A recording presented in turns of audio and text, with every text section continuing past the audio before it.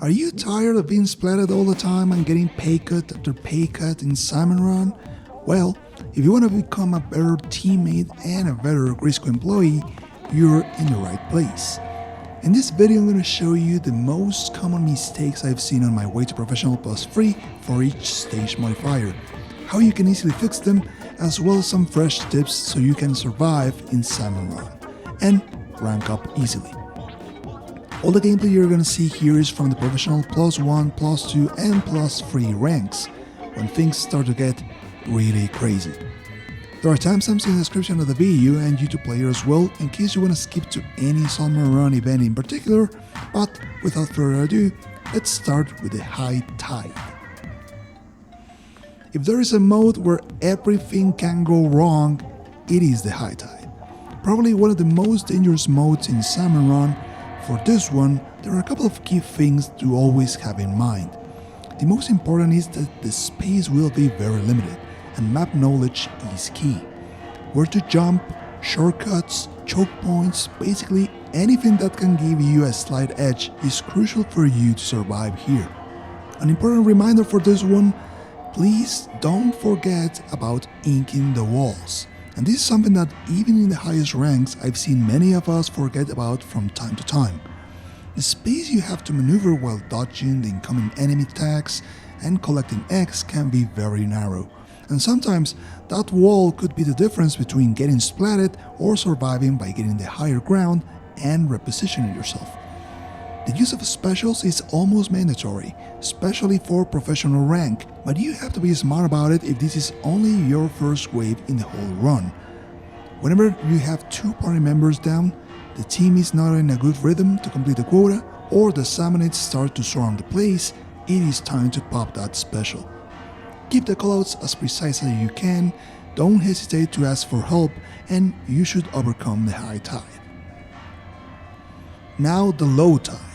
Things are usually a lot more relaxed on the low tide because there is so much space around you that you can easily escape enemies and reposition yourself.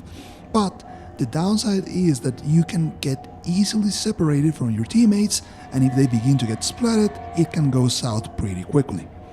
So try to keep a tight squad formation to avoid getting surprised or call out in case you need help.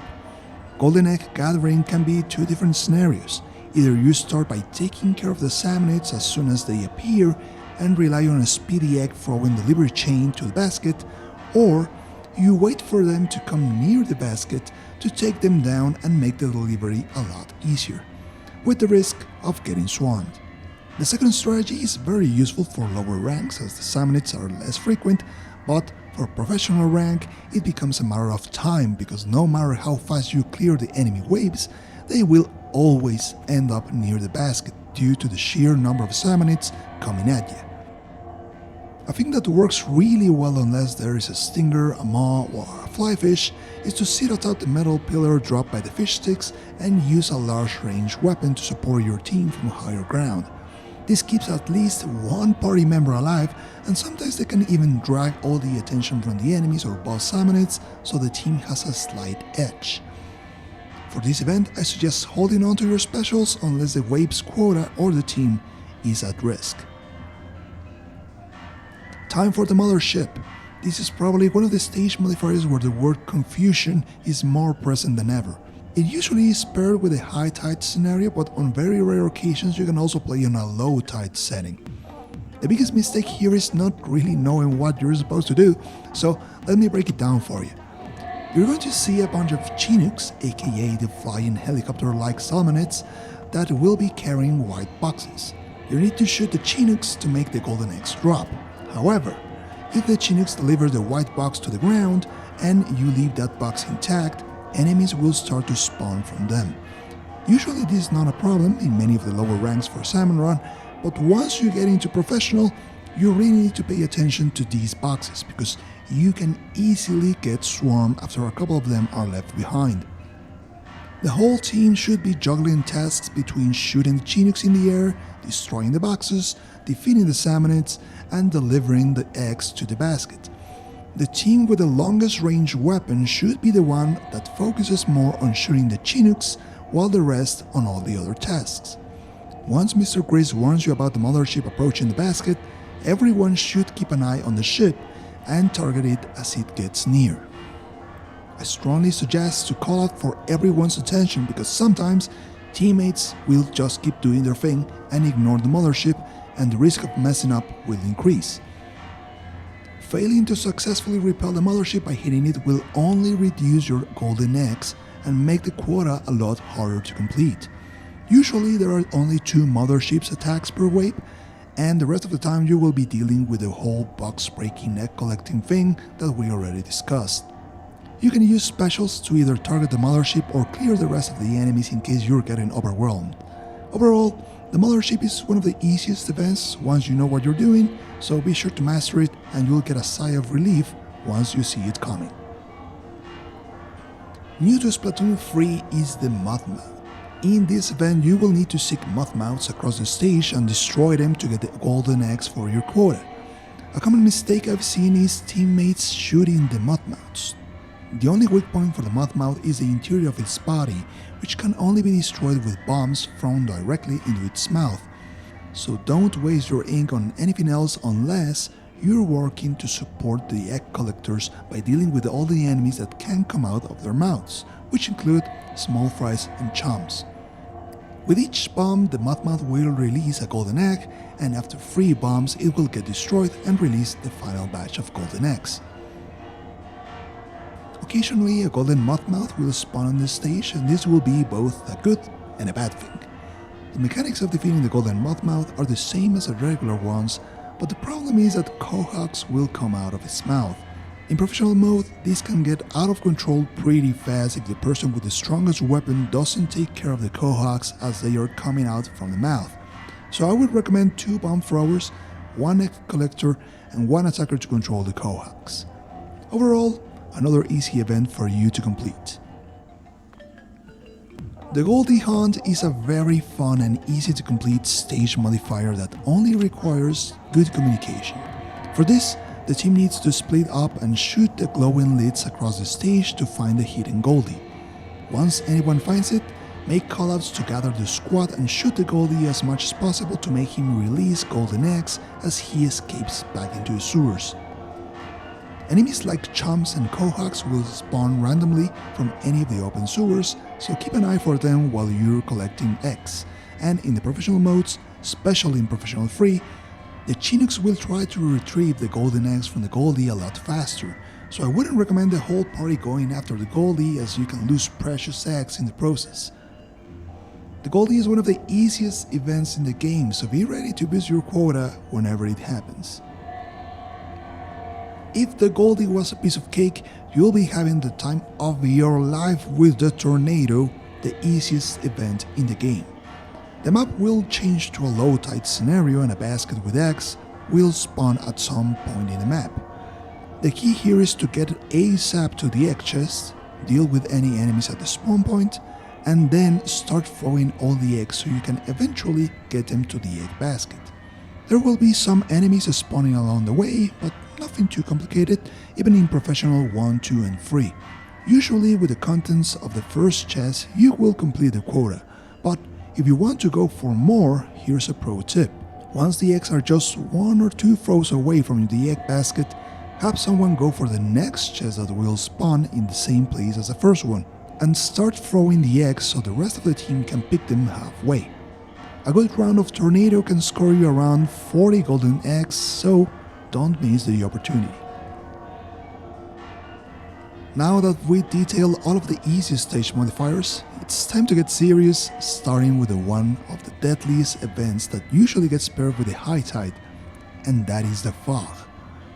The fog can also appear on rare occasions with the low tide event, but 95% of the time you will be on the high tide. All the tips that I mentioned for the high tide event earlier in the video should be taken even more seriously here, especially the callouts. If I had $1 for every time the fog came and the team didn't do proper callouts whenever they found a boss summoned, when they needed to get revived or to carry golden eggs to the basket, I'd already bought a Nintendo Switch OLED.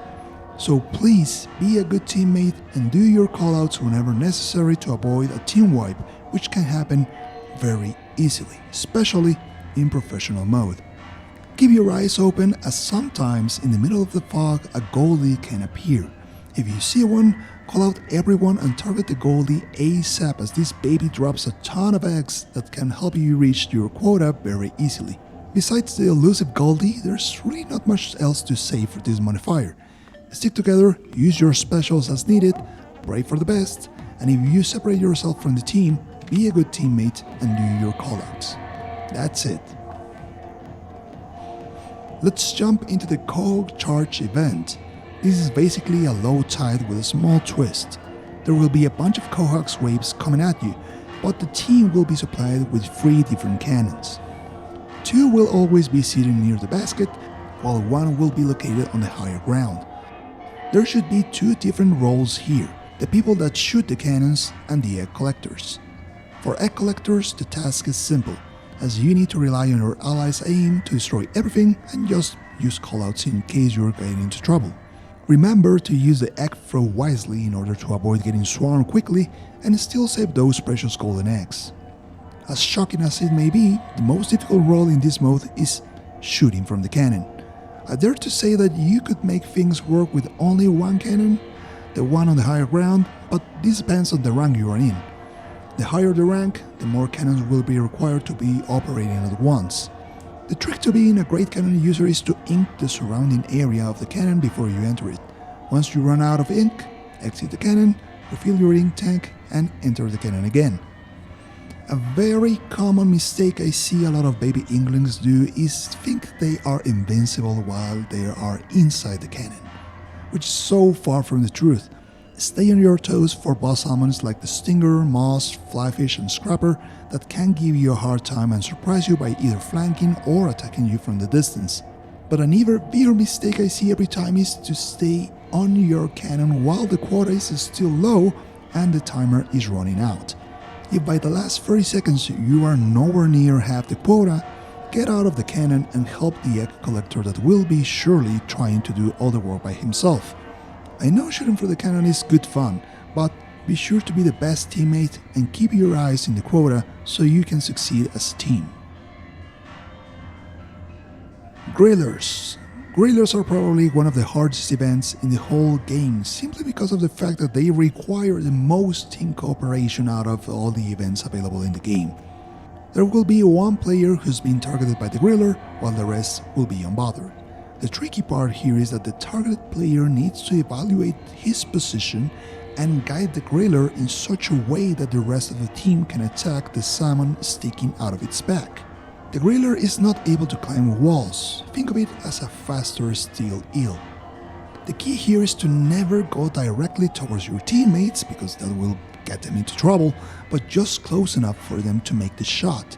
Take a quick look at the rest of the team's weapons. Calculate the range of each weapon, fire rate and power to know how difficult it will be for the rest of the team to actually land a hit.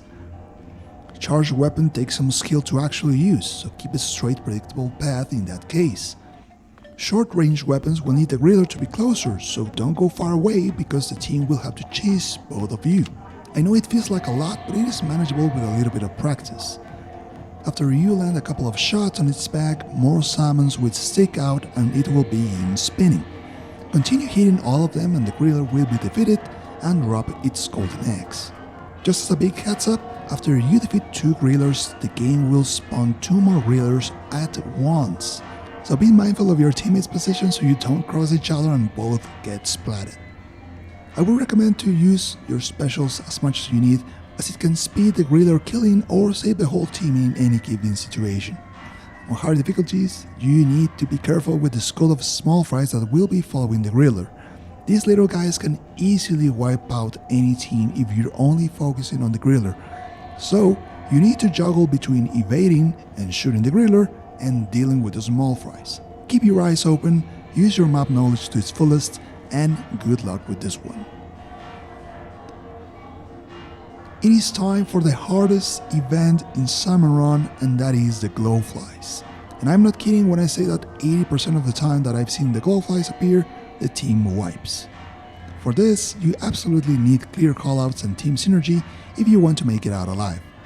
The easiest way to deal with them is to get a spot near the basket, assemble the whole team, and laser focus your shots on the incoming Salmonids. While one teammate refills its sink, the other covers them, and the same goes for the egg collecting. Once you popped up the Goldies, just wait for a clearing, grab those eggs and deposit them inside the basket while your teammate is covering you. The tricky part is that obviously not all the maps have great basket placements, like for example the spawning grounds, which is literally a funnel right there by the basket. Some are more open and Salmonids can come from any direction. A little trick that works well in some cases is to climb a wall. As the Salmonids don't climb, it will be easier for them to blast them all without risking too much. Then, wait for an opening, get the eggs, and deliver them to the basket. The tricky part here is when the Glowflies switch to another party member because it can catch you off guard, and if you're in a bad position, well, you're done. So always pay attention to the Glowflies and reposition yourself as best as possible. As with the grillers, using your specials is highly suggested for this one, even if the whole team is still alive. This is one of the rare events where having one teammate down can have a quick domino effect that results in a team wipe, so trust your judgment of the situation and activate those specials in case you need them. And that's all I can share with you on how to survive each known occurrence in Splatoon 3's Salmon Run. I'm sure many other experienced players will have other tips that can be pretty useful, so don't be shy and drop them in the comment section down below so the rest of the community can learn a thing or two from you as well. Be sure to check out more Splatoon 3 multiplayer videos that I will be uploading to this playlist right here as the season's progress, but for now, I hope this was useful, thank you for watching, and keep enjoying the game.